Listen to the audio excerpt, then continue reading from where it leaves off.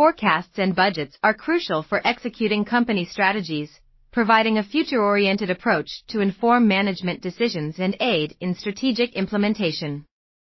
Strategies involve the pursuit of a long-term direction for the company, which requires looking to the future and developing both forecasts and budgets to inform management decisions and assist with implementation.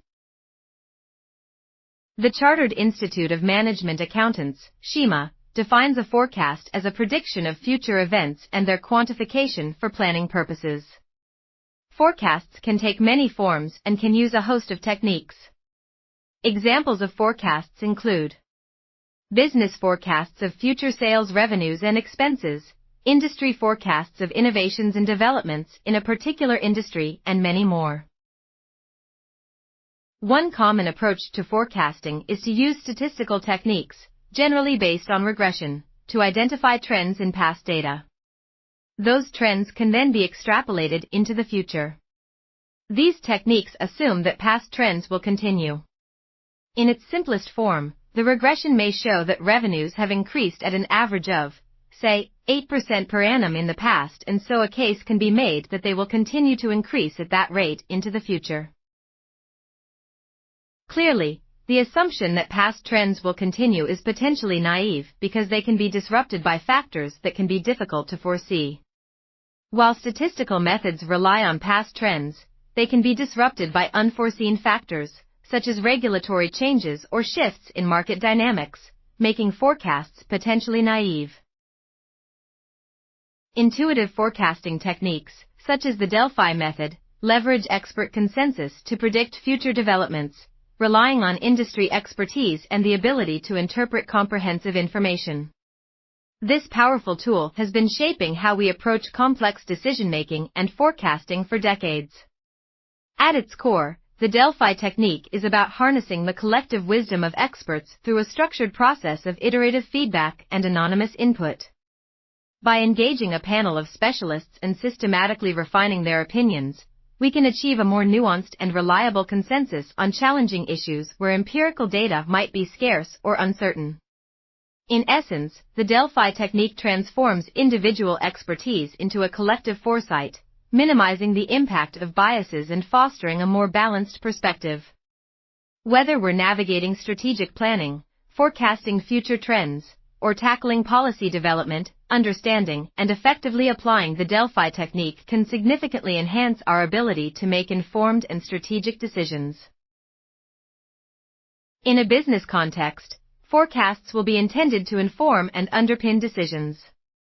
That may be reassuring if only because it permits a decision maker to argue that the forecasts were prepared using recognized techniques and so any forecasting errors were unforeseeable. Having a valid technique to justify a forecast offers a sense of legitimacy. Next, SHIMA defines a budget as a plan expressed in money.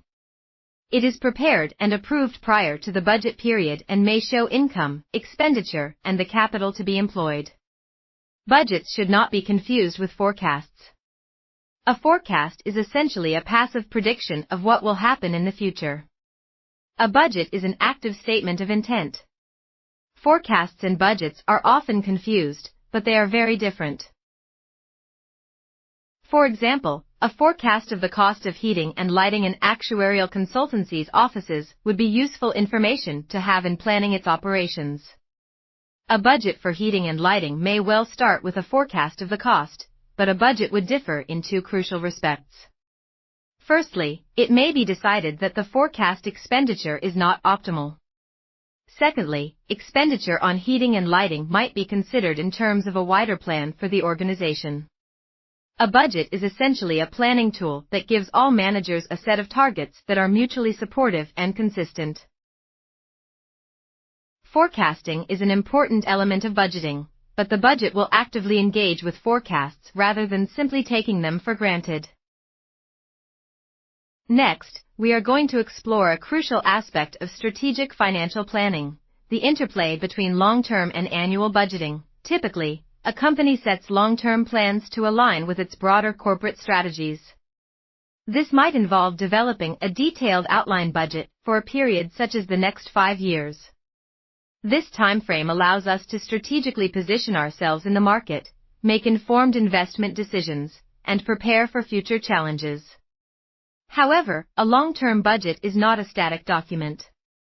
It's a living plan that should be revisited regularly to reflect changes in the market, shifts in company strategy, or unforeseen circumstances. Now, let's turn our attention to the annual budget.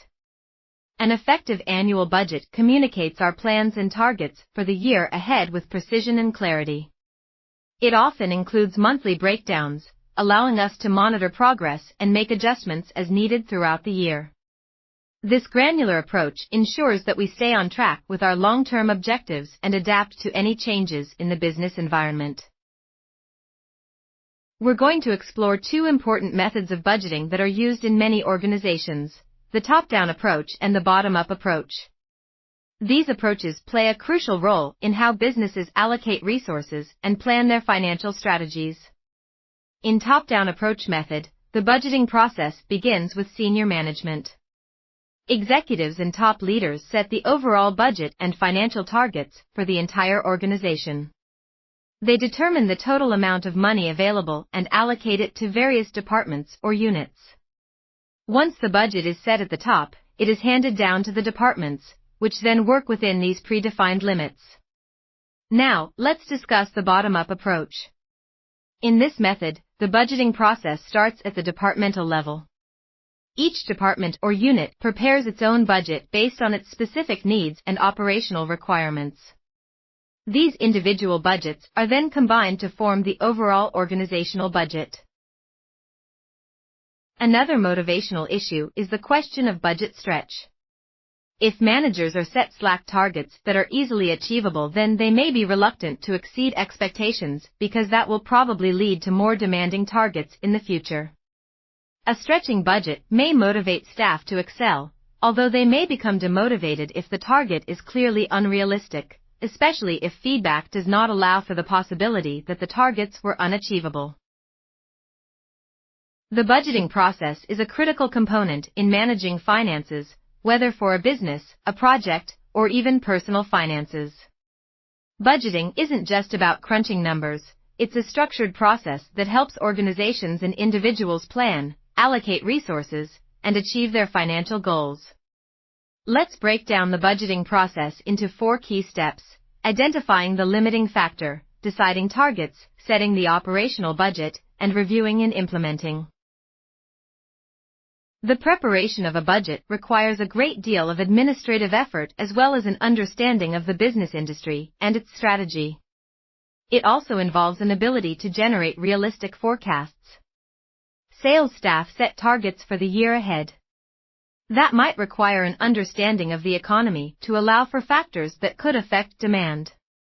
If interest rates are expected to increase, then consumers may have to spend more on their monthly mortgage payments, and so they cannot be expected to spend as much of non-essentials. Once the sales budget has been established, there will be a sequence of associated budgets to allow for those plans. The production budget will require further thought to be given to budgeting for the purchase of parts and materials, for production staff, for any expansion to plant and equipment, and so on. Once the budgets have been set, they are added together to create a master budget that shows the budgeted profit for the period and the financial position that can be expected at the end. This may require aspects of the budget to be revisited. Once the budget has been accepted and finalized, it will then be broken down into a coherent set of targets for managers and supervisors at every level in the organization. Finally, performance will be measured against budgets.